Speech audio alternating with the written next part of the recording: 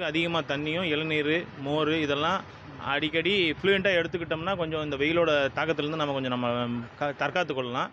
2வது அதிகமாக வெளியே சுத்தாமலும் வெயில் நேரத்தில் அதிகமாக வெளியே சுத்தாமலும் தேவையில்லாமல் வெளியே வர்றதும் கொஞ்சம் குறைச்சா நம்மளோட உடம்பு வெப்பத்தை கொஞ்சம் குறைக்கலாம்.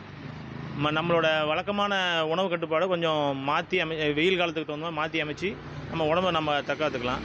அதுக்கு தகுந்த மாதிரி வழிமுறைகளும் அது எங்கே கிடைக்குங்கிறத தேடி கண்டுபிடிச்சி நம்ம அதை ஃபாலோ பண்ணோம்னாவே இந்த வெயிலேருந்து நம்ம காப்பாற்றிக்கலாம்.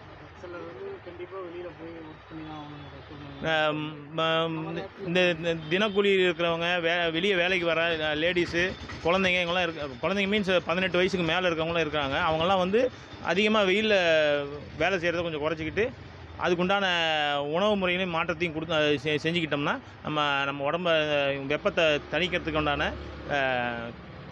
ஏற்பாடாக இருக்கும்னு நான் கருதுகிறேன். என் பேர் நாராயணமூர்த்தி, சேலம்.